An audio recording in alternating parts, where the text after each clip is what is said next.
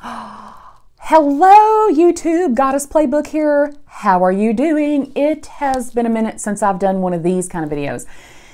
Y'all, I want to talk about the fuckery that's going on YouTube right now, and I can say fuckery because I'm not monetized. Let us talk about the demonetization, ad-pocalypse parameter thing. So, if you have been living under a rock or haven't heard, or maybe you're a brand new channel here and you don't know, so this big I almost said this big conspiracy. It's not a conspiracy, honey. It happened. This big thing happened on YouTube several months ago. So this jackass named Logan Paul, who apparently has like a quadrillion subscribers here on YouTube, and I guess he's in his 20s, but I thought he was like 12 or something, because like, who does this? But anyway, he went into the Japanese suicide forest and filmed a dead body, someone who had committed suicide and passed away, and he like posted it on his channel. And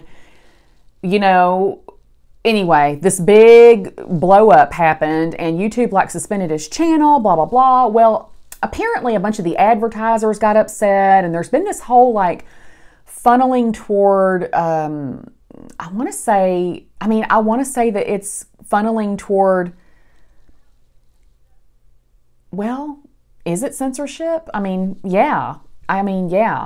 So essentially what I'm going to talk about is the fact that YouTube, so this channel, which used to be Big Fat Life, and I changed it to Goddess Playbook, this channel used to be monetized. And I hardly ever posted videos on it, but when I did, I would make like $3 or $4 per video. It's not a lot of money, but whatever. And I never really like did anything with it. So as you guys can see, I have less than 2,000 followers here. Like I don't post on this channel very often. But sometime in the last several months, YouTube decided that unless you had a minimum of 1,000 subscribers and 250,000 minutes of watch time, 250,000 minutes of watch time on your channel, you were no longer eligible to be monetized.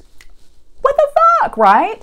So I had this channel for, 2 or 3 years before all this happened. And I had, 1,200 subscribers at the time, but I didn't have a lot of watch time because I hardly ever posted over here. So all of a sudden, I went from being a 3-year-old channel that had posted several videos, but just didn't post regularly. That was, I'd post a video and get $3 or $4 and it was monetized.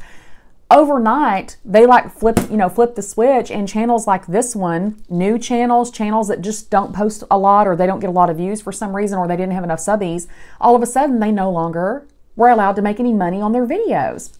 Now, I don't think very many of the people on YouTube, people that are my channel, the channel that's this size, like none of us do it for the money. Nobody can pay their bills on $4, okay? But it's always been like a little bit of a fun incentive to see, like, I always got like really fascinated, like if I made a video that was like a makeup review and I made like $2 on that one, versus if I made a video talking about my weight loss, I would make $5 on that one. So clearly that would tell me, oh, the ads on this one. So I was just kind of fascinated by like which ones would make more money. So anyway, it never was about the money, but what it is about for me is I saw a lot of videos, y'all. There were hundreds, if not thousands of videos after this happened where people were just really, really upset because they're like, oh my God, I was right at the threshold of getting monetized and now I can't because this jackhole like did the suicide forest thing. And it actually wasn't just because of that. So there has been an influx. Y'all, they have been pouring in. They're like all these channels. So there's been an influx over the last few years on YouTube of like fake channels. So what they'll do is they'll set up a fake channel. So like this one's called Goddess Playbook. Maybe they'll set one up called The Goddess Playbook. They literally will come over to your channel, record your videos from your channel, and then re-upload them on their channel. And then they basically make money off of the content that you have created. That happened to me on my other YouTube channel. Like I had a video that was about financial, basically financial magic. And it was a video that always got a lot of views. I think it had a couple 100,000 views at one point, or maybe more. I don't know, maybe 1 million views. I can't remember. But y'all, there was some like, and it was some dude from Russia. Like anyway, I had the discussion with YouTube, but some dude from Russia like recorded my video and uploaded it on his channel. He like stole my video, y'all. And it was me. He wasn't even pretending to be me. He was just like, oh, this video gets a lot of views. I'm going to steal it and put it on my channel and get some money off of it. So I think YouTube was trying to cut down on that because there were all these channels popping up with stolen content. They literally were not even taking people's watermarks. They were just, it was essentially like going to the movies, you know, holding a video camera up and recording the newest, I don't know, Guardians of the Galaxy, and then uploading on YouTube and going, look at this movie. Knowing that it's not your movie and knowing you have no right to do that, but you just want to make money off of somebody else's work. So what this all boils down to is I think YouTube was kind of trying to figure out a way to like cut out all this, you know, people like Logan Paul who were making really inappropriate videos, because y'all, there were people on here making videos, like there were people showing their pachangas, you know, their tutus. There were people, you know, making inappropriate videos about children. There were people just posting their, I mean, just nudity and like, y'all, this ain't cable. And, you know, part of me is like, yeah, this ain't cable, but, you know, I'm an adult and I should be able to say whatever the hell I want in my own video. But the advertisers on YouTube were like, yeah, we don't want to run ads on your video if you're going to be cursing a lot or if you're going to be talking about how to build a bomb, because that hurts our brand. So I kind of see both sides of it, because, you know, there were advertisers that were having ads shown on, like Logan Paul's video is a great example, where he showed a dead body. Like, if I had a company that sold soda pop for, you know, or whatever, I would not want my ads shown on his channel, because then it looks like I support what he's doing, and I absolutely would not support what he was doing, because I think he's a douchebag, y'all. So the good thing about this channel not being monetized is I can say douchebag. I can say asshole. My other channel, I can't curse anymore, or they immediately like demonetize my video. Like even if I say shit, they'll like demonetize my video. Can y'all believe that? Because there are advertisers out there that want to keep it family friendly. Well, that feels really jacked up to me, because I'm like, I don't want to be family friendly. I, as a person, am not family friendly, y'all. I curse like a fucking sailor. I talk about farts and, you know, like just going to the bathroom and like gross stuff. I want to be able to talk about all kinds of things, going to war, suicide, depression. And apparently depression was another thing. Like if you talked about depression or how you, you know, somebody made a video about how they felt suicidal, like you would get demonetized for that. So in that respect, it's not like you can't still make a video about those things. It's just the people that have the ability to get monetized, they just don't get paid off of those videos. So for some people feel that they've lost their motivation to make videos, because they're like, well, why would I make the video if I'm not going to make any money off of it? Well, people like me, I just like to make the videos because I like to talk to y'all and I like the feedback, right? But anyway, take a breath. So I did a little math, and I just wanted to basically show you guys what would have to happen. So let's say you've got a brand new channel on YouTube, and let's say that you have 0 subscribers and you have no watch time. So before you can think about becoming monetized, you have to get 1,000 subs, okay? There are underground networks on YouTube that are like the sub for sub, so you can get your sub numbers fairly quickly, like if you find those. I've seen videos about them. I personally don't have access to any of those, but I know that if you just start a channel and run around subbing to a whole bunch of people, you know, sometimes people will return the subs, especially the small channels that only have like 100 subscribers. Like, they really appreciate that. But y'all, let's talk about this watch time. 250,000 minutes of watch time. Y'all, that is 250,000 minutes of watch time. What does that translate to? Well, this is how I did it. There are 52 weeks in a year. So if you needed 250,000 minutes of watch time in 52 weeks, you would have to have 4,807, give or take, minutes of watch time on your videos every single week. Okay? Almost 5,000 minutes a week you would have to get people to watch. So here's the thing. If you make a 10-minute video, okay, and someone sits down and watches the entire 10 minutes, that is 10 minutes of watch time. So you need 4,807, give or take, every single week of that.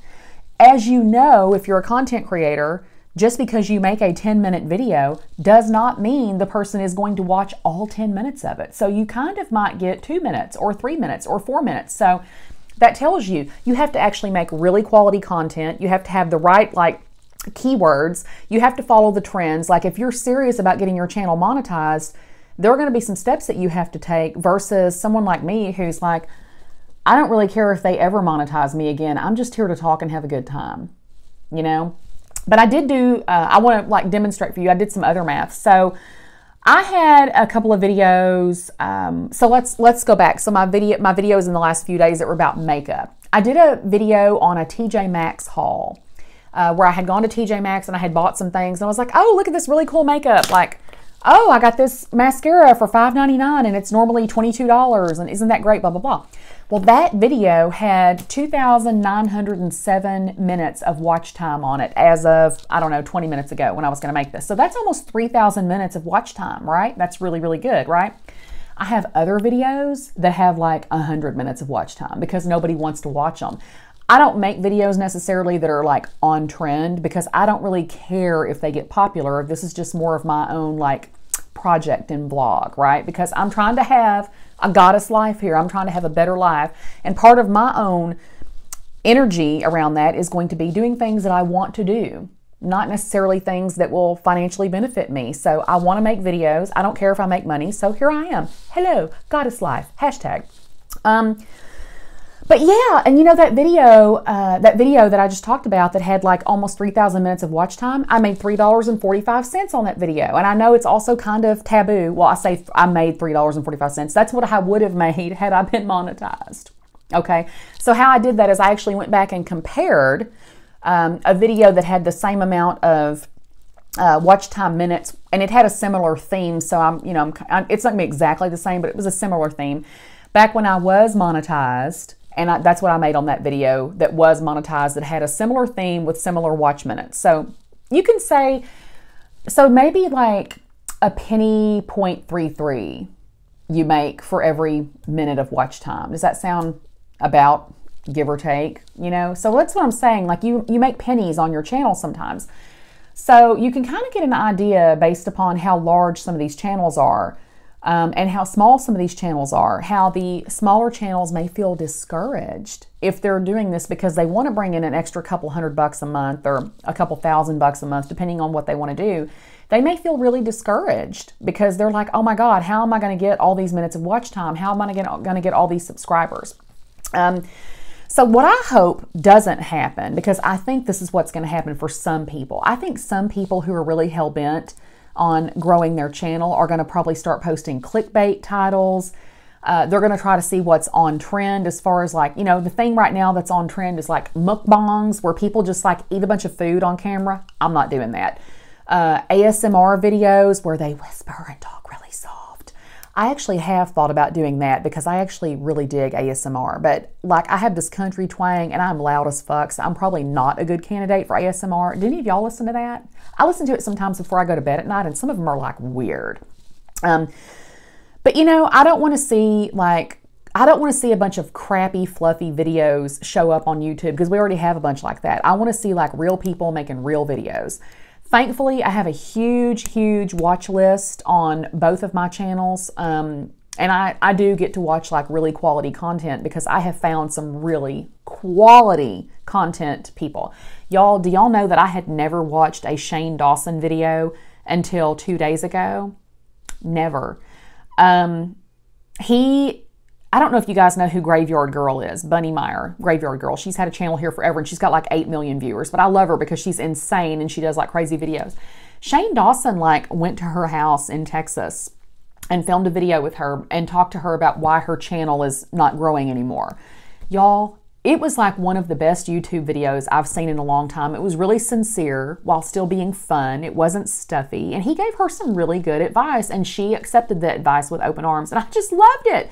So now I have to go back and watch like 12 years worth of Shane Dawson videos because I have no idea who this guy is. Apparently he's very popular and has like millions of subscribers. I don't know where I've been. Anyway, I'm going to shut up now. I just wanted to give you my little rant and 2 cents on this whole like, you know, YouTube ad-pocalypse, and people are complaining. Is that a gnat? Anyway, you know, a lot of the smaller channels are complaining that the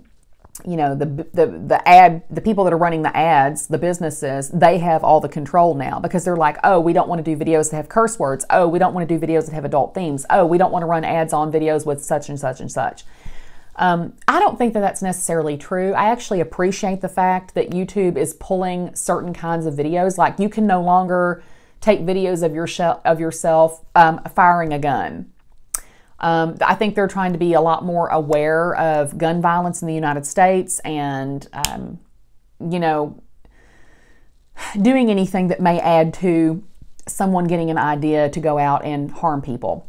I know that some of y'all may feel very differently about that, but I think it's a good thing. You know, I'm not mad at YouTube for that. I think that they've got to do what they think is right as far as trying to help the problem versus continuing to add to the problem by creating a platform where crazy gun nuts who may be looking for a way to go shoot up a school can get information on how to do that on YouTube. Like, I can totally understand why YouTube is like, yeah, we don't want you learning how to do that here, because then they could become liable, you know, if they're not like doing something to stop that. See what I'm saying? Because y'all, fact of the matter is, people are going to figure out how to sue YouTube over this shit. Did y'all see where that woman got mad several weeks ago and she went and shot YouTube up because they demonetized her videos? If you haven't seen that, go look it up, y'all. That shit was crazy.